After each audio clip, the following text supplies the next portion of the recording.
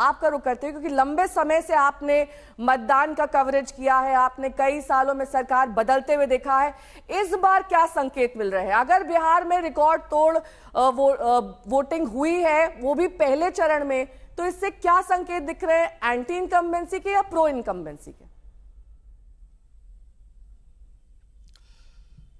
देखिए, ये आप देखिए, सबसे ज़्यादा जो वोट हुआ था आज से 25 साल पहले 62% 2000 में, वो भी चुनाव हम लोगों ने देखा है। और उससे पहले 95 में भी 90 से ज़्यादा वोटिंग हुई थी। दोनों में आप देखें तो सरकार बदली नहीं थी। 95 में लालू यादव पूर्ण बहुमत के साथ आए थे, और 2000 में भी लालू यादव कांग्रेस के साथ मिलकर उन्होंने राबड़ी देवी की सरकार बनाई थी। तो ये क्राइटेरिया कोई मतलब ये नहीं है कि ज़्यादा वोटिंग हुआ तो एंटी इनकम्बेंसी की जहाँ तक बात है, तो हम लोगों ने जो कवरेज किया है इस बार, जहाँ जहाँ भी गए हैं, हमारे संवाददाता जहाँ जहाँ गए हैं, कहीं से भी मतलब ज़्यादातर तो मुख्यमंत्री के खिलाफ ही लोग बोलते हैं। लेकिन इस बार इस प्रकार आश्चर्यजनक तरीके से हम देख सकते हैं कि कोई मुख्यमंत्री के खिलाफ या नीतीश कुमार के कामकाज को लेकर किसी ने सवाल नहीं उठाए। विपक्ष को छोड़ दे तो आम जनता की बात करते हैं। तो ये एक तरह से देखिए, जब बदलाव की हवा आती है ना, तो पूरी तरह से ये एक फिजा में भी मतलब उस तरह की बात आती है। ये सही है कि इस बार वोटिंग जबरदस्त हुई है। इसके कई कारण है। एक कारण तो सबसे बड़ा कारण मुझे लगता है SIR है।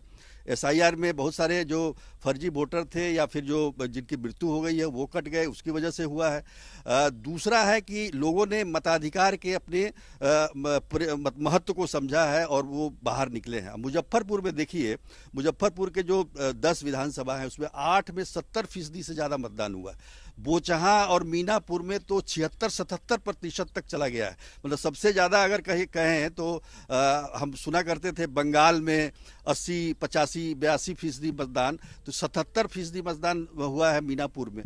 तो वहाँ अगर कह लीजिए तो स्थानीय जो विधायक हैं जो RJD के हैं, या फिर बोचहा में भी RJD के हैं, तो कहने का मतलब ये नहीं है कि वो उनके खिलाफ वोट दे रहे हैं। एग्रेशन दोनों तरफ से है, और कुछ पॉकेट्स में तो मुझे लगता है कि सरकार के खिलाफ भी वोट पड़े हैं।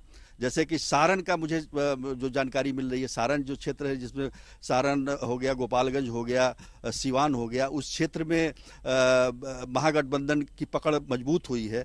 तो शाहबाद में जो बक्सर है, भोजपुर है, तो वहाँ रिटेन किया NDA ने। उसी प्रकार से जो कोसी का इलाका है, जहाँ मधेपुरा में भी NDA का प्रदर्शन अच्छा बताया जा रहा है।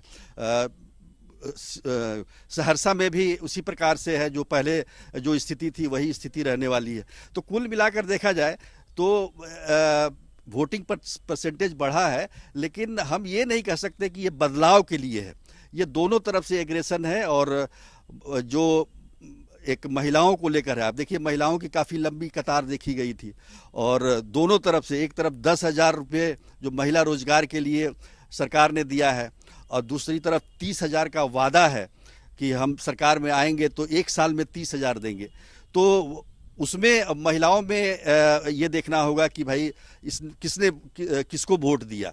ज़्यादातर महिलाएं जो हैं वो जो मिलती हैं, जो बातचीत करने से जो पता चलता है, जो वृद्ध महिलाएं हैं उनका जो है जो सामाजिक सुरक्षा पेंशन बढ़ा है 400 से 1100, उसको लेकर चर्चा करती हैं। जीविका दीदी एक बहुत बड़ा आधार है सरकार का, वो एक बड़ा स्ट्रेंथ के रूप में काम करती है मुझे लगता है। और उसी के तहत ये 10,000 रुपये भी दिए गए महिलाओं को, तो वो उसको भी नजरअंदाज नहीं किया जा सकता है। ठीक है।